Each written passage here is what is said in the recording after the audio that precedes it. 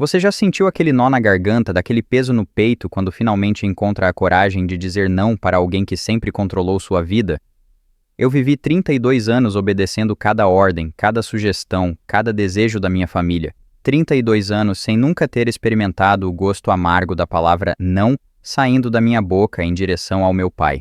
Era como se essa pequena palavra de 2 letras fosse uma bomba prestes a explodir, capaz de destruir todo o frágil equilíbrio que mantinha nossa família unida. O medo de desapontar, de ser rejeitado, de perder o amor das pessoas que mais importavam para mim, era uma sombra constante que me seguia a cada decisão que eu tomava. Mas existe um momento na vida de toda pessoa em que continuar dizendo sim significa apagar completamente quem você é, significa abrir mão da sua própria alma. E quando esse momento chegou para mim, eu não imaginava que as consequências seriam tão devastadoras, que meu pai encontraria uma forma de me punir que mudaria o curso da minha vida para sempre. Cresci em uma família tradicional do interior de Minas Gerais, onde a palavra do patriarca era lei. Meu pai, Antônio Carlos, construiu do zero uma empresa de transportes que, com os anos, se tornou a maior da região. Desde pequeno, eu ouvia a mesma história. Como ele havia começado com um único caminhão velho, como dormia dentro da cabine para economizar em hotéis, como trabalhou dias seguidos sem descanso para dar à família o conforto que ele nunca teve. Essa narrativa não era apenas uma história de superação, era um lembrete constante da dívida impagável que todos nós tínhamos com ele.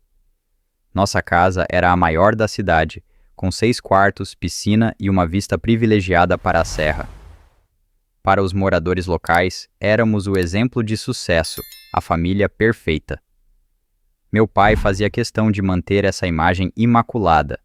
Minha mãe, Aparecida, havia sido professora antes de se casar, mas abandonou a profissão para se dedicar exclusivamente à família conforme meu pai exigia. Minha irmã mais velha, Patrícia, seguiu os passos dele e se tornou a diretora financeira da empresa. Eu, como único filho homem, sempre soube que meu destino estava traçado: assumir os negócios da família um dia. Desde criança, cada aspecto da minha vida era cuidadosamente planejado por meu pai. A escola que frequentei, os amigos que podia ter, os esportes que praticava, até mesmo a faculdade de administração que cursei contra minha vontade. Nunca tive coragem de confessar que meu verdadeiro sonho era estudar medicina. Havia algo na ideia de poder curar, de aliviar o sofrimento alheio, que sempre me fascinou. Mas quando tentei mencionar esse desejo aos 17 anos, o olhar de decepção do meu pai foi suficiente para me fazer engolir as palavras e aceitar o caminho que ele havia escolhido para mim. Após me formar, assumi um cargo na empresa da família, como era esperado. Trabalhava 12, às vezes 14 horas por dia, tentando provar meu valor, buscando a aprovação que nunca vinha completamente. Qualquer ideia nova que eu propunha era recebida com ceticismo. Se um projeto que eu liderava dava certo, o mérito era da empresa como um todo. Se algo dava errado, a culpa era exclusivamente minha, uma prova da minha inexperiência, da minha incompetência. Aos poucos fui me acostumando a não ter voz, a ser apenas uma extensão da vontade do meu pai. Nos jantares de família que aconteciam religiosamente todos os domingos, eu assistia ao mesmo ritual. Meu pai sentado à cabeceira da mesa, falando sobre os negócios, sobre política, sobre a vida dos vizinhos, enquanto todos ouviam em silêncio respeitoso. Qualquer opinião divergente era vista como afronta. Lembro de uma vez em que minha irmã questionou uma decisão comercial que ele havia tomado. O jantar terminou com ela em lágrimas, pedindo desculpas, enquanto ele permanecia em silêncio, o poder do seu desapontamento pesando mais do que 1000 palavras de reprovação. Foi nessa atmosfera de submissão que conheci Mariana. Ela era diferente de qualquer pessoa que eu já havia conhecido. Filha de pais separados, criada apenas pela mãe, trabalhava como enfermeira no hospital da cidade. Nos conhecemos quando fui visitar um funcionário que havia sofrido um acidente de trabalho. Ela cuidava dele e, ao me ver, não demonstrou nenhum sinal do respeito reverencial que as pessoas costumavam ter pela minha família. Pelo contrário, criticou as condições de trabalho da empresa, questionou por que O acidente havia acontecido. Exigiu que providenciássemos melhor assistência ao funcionário. Fiquei fascinado por sua coragem, por sua autenticidade. Mariana dizia o que pensava, sem filtros, sem medo das consequências. Ela havia construído sua vida com as próprias mãos, enfrentado dificuldades que eu, protegido pelo dinheiro e pelo nome da família, nunca precisei enfrentar. Começamos a nos encontrar escondidos. Eu sabia que meu pai não aprovaria alguém como ela, alguém que não vinha de uma boa família, alguém que trabalhava em um emprego comum, alguém que tinha opiniões fortes e não hesitava em expressá-las. Durante um ano vivi uma vida dupla. Durante o dia era o filho obediente, o executivo dedicado que seguia cada orientação do meu pai. À noite, nos fins de semana, era outra pessoa completamente diferente ao lado de Mariana. Com ela, eu podia ser eu mesmo, podia expressar minhas dúvidas, meus medos, meus sonhos abandonados. Pela primeira vez, sentia o que era ser realmente visto por alguém, ser amado não pelo que representava ou pelo que poderia oferecer, mas simplesmente por quem eu era. Foi Mariana quem me ajudou a perceber o quanto eu havia me perdido, o quanto havia sufocado minha própria essência para agradar aos outros. Aos poucos, comecei a questionar o controle que meu pai exercia sobre minha vida. Comecei a me perguntar se não havia espaço para minhas próprias escolhas, meus próprios desejos. A pergunta que ela sempre me fazia ecoava na minha mente. Se você pudesse escolher livremente, o que faria da sua vida? A resposta veio de forma inesperada. Uma tarde, enquanto eu analisava alguns contratos no escritório, recebi uma ligação do hospital. Mariana havia desmaiado durante o plantão. Corri para vê-la, abandonando uma reunião importante sem dar explicações. No hospital, descobrimos o motivo. Ela estava grávida de 2 meses. A notícia foi como um raio que ilumina a escuridão. Naquele momento, olhando para ela na cama do hospital, soube que não poderia mais viver na sombra, que precisava fazer uma escolha. Decidi que contaria tudo para minha família no próximo jantar de domingo.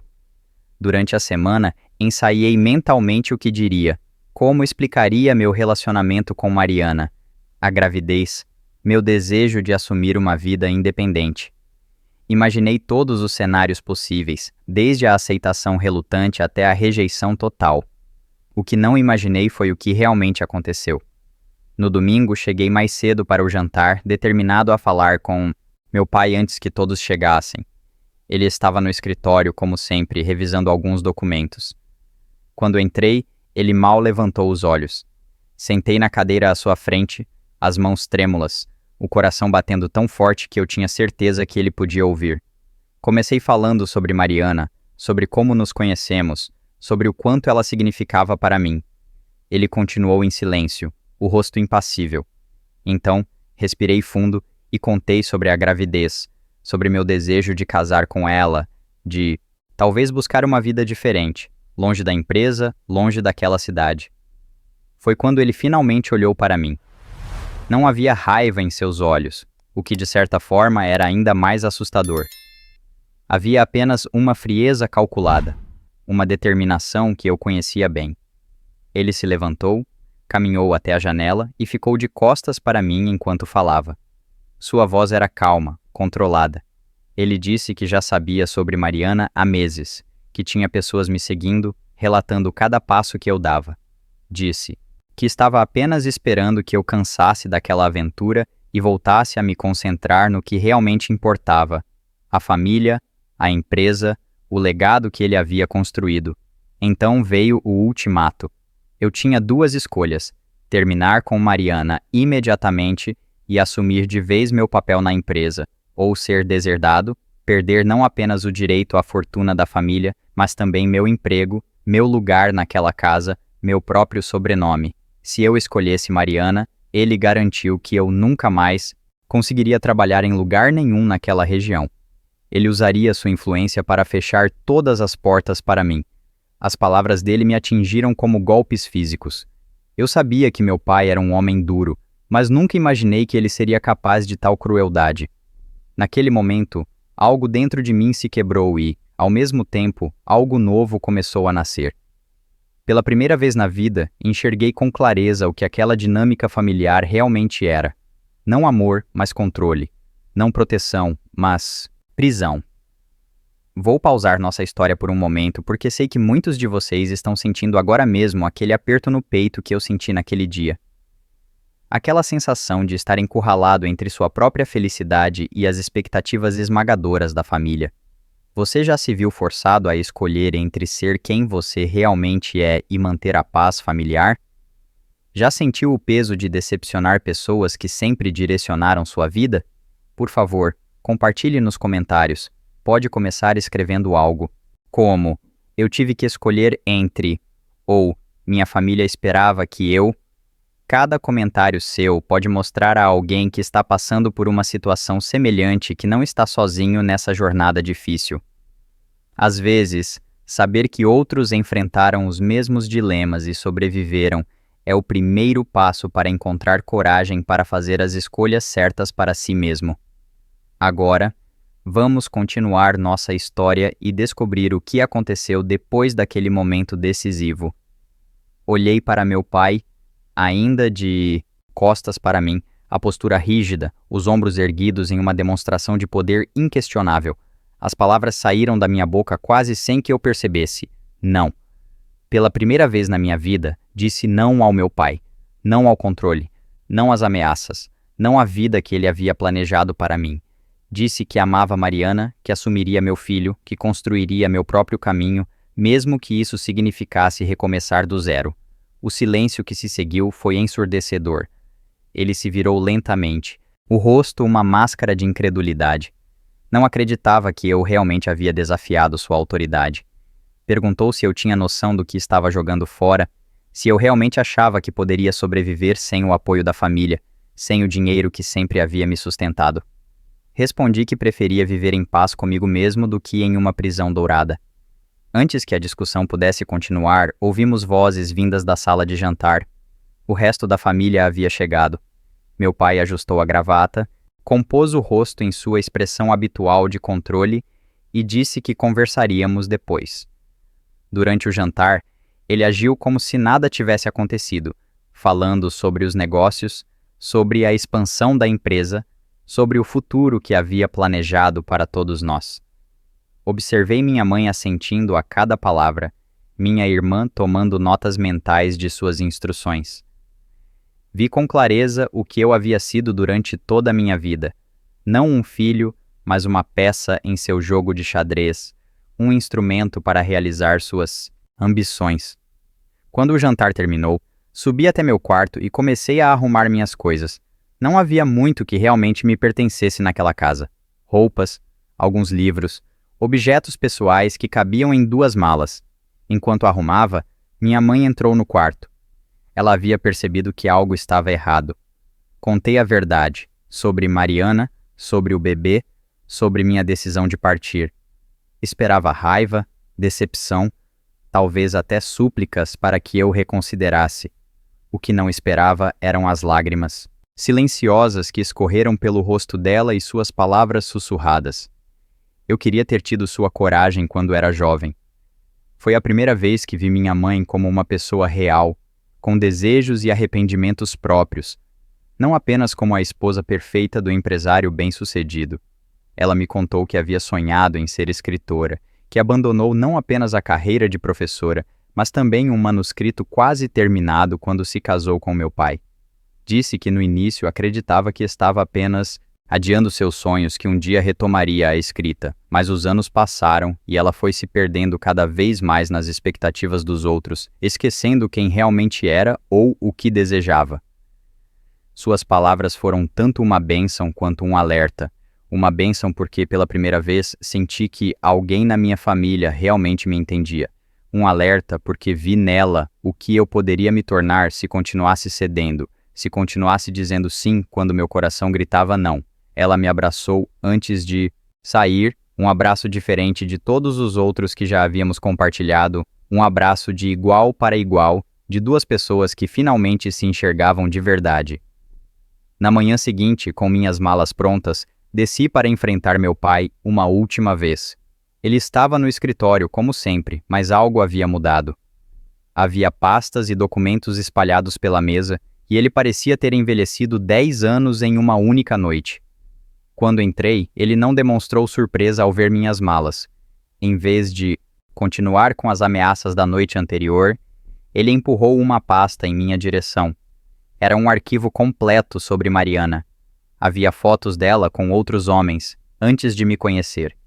Havia relatórios detalhados sobre sua família, sobre dívidas que sua mãe havia contraído, sobre problemas que seu pai havia tido com a justiça antes de abandoná-las. Havia até mesmo resultados de exames médicos obtidos ilegalmente, questionando se a gravidez era realmente recente ou se ela já estava grávida quando nos conhecemos. A crueldade daquele gesto me atingiu com força total. Não bastava ameaçar meu futuro. Meu pai estava tentando destruir a única coisa que realmente importava para mim. Minha confiança em Mariana, minha certeza de que o que tínhamos era real. Ele observou minha reação com olhos calculistas, esperando ver dúvida, confusão, talvez até gratidão por ter me salvado de uma suposta golpista. O que ele viu, em vez disso, foi uma determinação que eu mesmo não sabia que possuía. Peguei a pasta, olhei para as fotos, para os relatórios, para toda aquela tentativa patética de manchar algo puro e joguei tudo na lareira acesa. Enquanto as páginas queimavam, disse a meu pai que ele havia perdido um filho naquele momento, não por causa de Mariana, não por causa das minhas escolhas, mas por causa da pessoa que ele havia se tornado, alguém capaz de tentar destruir a felicidade do próprio filho para manter controle sobre ele. Saí daquela casa sem olhar para trás, sem me despedir de ninguém além da minha mãe. Fui diretamente para o pequeno apartamento de Mariana, onde contei tudo o que havia acontecido. Ela chorou ao ouvir sobre o dossiê, não de mágoa por ter sua privacidade invadida, mas de alívio ao perceber que nada daquilo havia abalado minha confiança nela. Juntos, decidimos que não poderíamos permanecer naquela cidade, onde a influência do meu pai era tão grande. Com nossas economias combinadas, conseguimos alugar um pequeno apartamento em Belo Horizonte. Mariana conseguiu transferência para um hospital na capital e eu comecei a procurar trabalho. Foi quando percebi o verdadeiro peso da ameaça do meu pai. A cada entrevista parecia que as portas se fechavam antes mesmo que eu pudesse me apresentar adequadamente. Empresas que inicialmente pareciam interessadas no meu currículo, subitamente não tinham mais vagas disponíveis. Amigos que haviam prometido ajudar deixaram de atender minhas ligações. O dinheiro começou a acabar. As despesas com o apartamento, com as necessidades da gravidez de Mariana, com nossa sobrevivência diária, consumiam rapidamente nossas reservas. Comecei a aceitar trabalhos temporários, qualquer coisa que pudesse nos manter enquanto buscava uma posição mais estável. Trabalhei como garçom, como motorista de aplicativo, como assistente administrativo em pequenas empresas. Era uma vida completamente diferente daquela que havia conhecido, mas havia uma liberdade nela que nunca havia experimentado antes. A verdadeira reviravolta aconteceu quando Mariana, já no 6º mês de gravidez, teve uma complicação e precisou ser internada às pressas. No hospital, enquanto esperava notícias no corredor, fui abordado por um homem que se apresentou como Dr. Roberto, chefe da equipe médica. Ele me reconheceu como filho de Antônio Carlos e perguntou por que eu não havia acionado o plano de saúde da empresa da família para cobrir as despesas hospitalares. Expliquei que havia rompido com meu pai, que não tinha mais acesso a qualquer benefício ou suporte da família.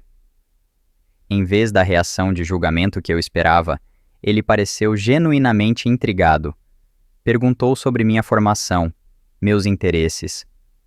Quando mencionei meu sonho abandonado de estudar medicina, seus olhos brilharam.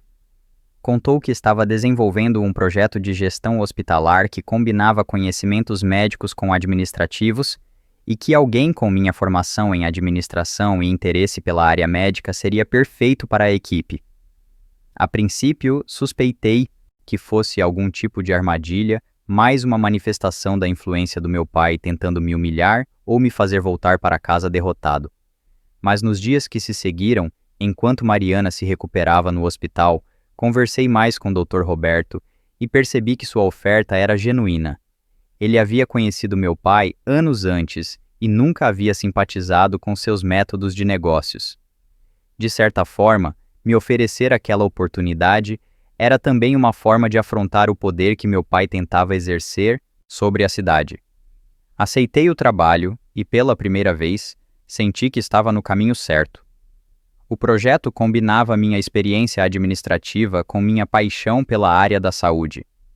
Trabalhava diretamente com médicos e enfermeiros, ajudando a implementar sistemas que tornavam o hospital mais eficiente sem sacrificar a qualidade do atendimento. Mariana se recuperou completamente e voltou a trabalhar no mesmo hospital, agora em um setor menos estressante por causa da gravidez. Quando nosso filho nasceu, decidimos chamá-lo de Gabriel, que significa Força de Deus. Era um lembrete diário da força que havíamos encontrado um no outro, da força que foi necessária para escolher nosso próprio caminho. Nos meses que se seguiram, estabelecemos uma nova rotina. Não era uma vida luxuosa como a que eu havia conhecido, mas era autêntica, era nossa. As noites em claro cuidando do bebê, as preocupações financeiras ocasionais, as pequenas conquistas diárias, tudo isso tinha um sabor de realidade que o dinheiro da minha família nunca havia me proporcionado. O projeto no hospital foi um sucesso e fui promovido a coordenador de gestão. O salário não se comparava ao que eu ganhava na empresa do meu pai, mas era suficiente para nos proporcionar uma vida confortável e, mais importante, digna. Com o tempo, comecei a cursar disciplinas isoladas na faculdade de medicina, não com a intenção de me tornar médico àquela altura, mas para aprofundar meus conhecimentos e ser mais efetivo no meu trabalho. Foi quase 2 anos depois da minha partida que recebi uma ligação inesperada da minha mãe. Ela estava chorando, mal conseguia formar frases completas. Quando finalmente se acalmou, contou que meu pai havia sofrido um infarto. Estava internado em estado grave e, segundo os médicos, as chances de recuperação eram mínimas. Ela implorou para que eu fosse vê-lo, disse que, apesar de tudo, ele era meu pai e que aquela poderia ser nossa última chance de reconciliação. Fiquei dividido entre o ressentimento pelos anos de controle, pela crueldade com que ele tentou destruir minha relação com Mariana, e a compreensão de que, no final das contas, ele era apenas um homem falho, moldado por suas próprias experiências e limitações.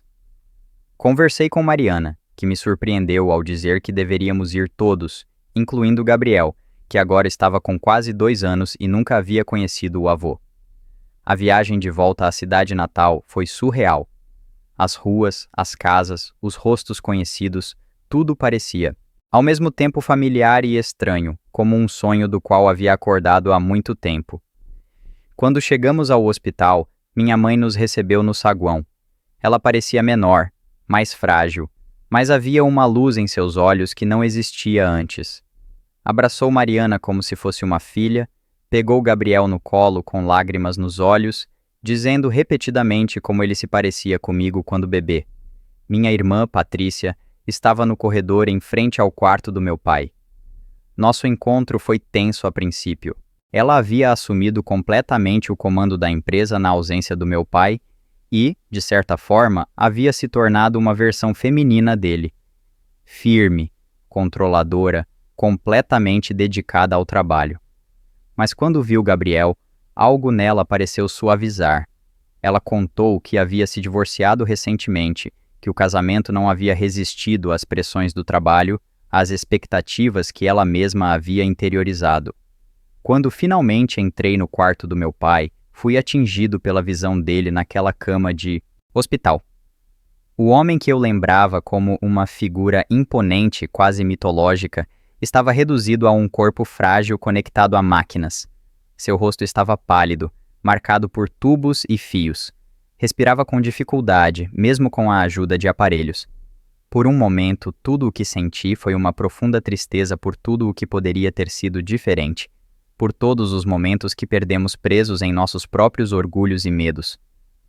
Sentei ao lado da cama, incerto sobre o que dizer ou fazer. Foi então que notei um livro na mesa de cabeceira. Era um romance que eu havia mencionado uma vez, há muitos anos, como um dos meus favoritos. Nunca imaginei que meu pai sequer tivesse registrado essa informação. muito menos que se lembraria dela em um momento como aquele. Quando olhei para ele, percebi que seus olhos estavam abertos, fixos em mim com uma intensidade que contrastava com a fragilidade do seu corpo. Ele tentou falar, mas o tubo em sua garganta tornava isso impossível. Em vez disso, fez um gesto, fraco em direção a uma prancheta próxima à cama. Era um formulário de consentimento para a retirada do tubo, permitindo que ele falasse, mesmo que isso significasse um risco maior para sua condição já crítica. Os médicos haviam aconselhado contra isso, mas ele insistia. Fui eu quem assinou o documento, assumindo a responsabilidade pela decisão. Quando o tubo foi removido e ele conseguiu recuperar um pouco a voz, as primeiras palavras que disse foram um pedido de perdão. Não apenas pelas ameaças, pelo dossiê sobre Mariana, por ter tentado sabotar minha nova vida, mas por todos os anos em que confundiu controle com amor, em que projetou em mim as ambições que nunca havia conseguido realizar plenamente. Contou que seu próprio pai havia sido ainda mais duro, que cresceu acreditando que mostrar vulnerabilidade era fraqueza, que expressar emoções era inadequado para um homem. O que se seguiu foi a conversa mais honesta que já tivemos. Ele confessou que sempre soube do meu interesse pela medicina, que temia que eu abandonasse a empresa familiar, que o império que ele construiu se desintegrasse depois dele. Admitiu que quando eu finalmente disse não, quando escolhi meu próprio caminho, sentiu não apenas raiva, mas também um estranho orgulho misturado com inveja da minha coragem, que ele nunca teve. Chamamos Mariana e Gabriel para o quarto. Ver meu pai segurando seu neto pela primeira e provavelmente última vez foi uma das experiências mais agridoces da minha vida. Ele olhou para aquela criança, fruto de uma escolha que ele havia tentado impedir, e lágrimas escorreram por seu rosto. Pediu perdão a Mariana pelas coisas terríveis que havia feito, pela invasão de privacidade, pelas mentiras que tentou espalhar. Ela, com uma generosidade que sempre me impressionou, segurou sua mão e disse que o perdoava. Na manhã seguinte, meu pai faleceu. Não recuperou a consciência depois daquela conversa, como se tivesse usado suas últimas forças para aquele momento de reconciliação. O funeral foi um evento estranho. A cidade inteira compareceu para prestar homenagens ao grande empresário, ao homem que havia gerado tantos empregos, tanta prosperidade para a região.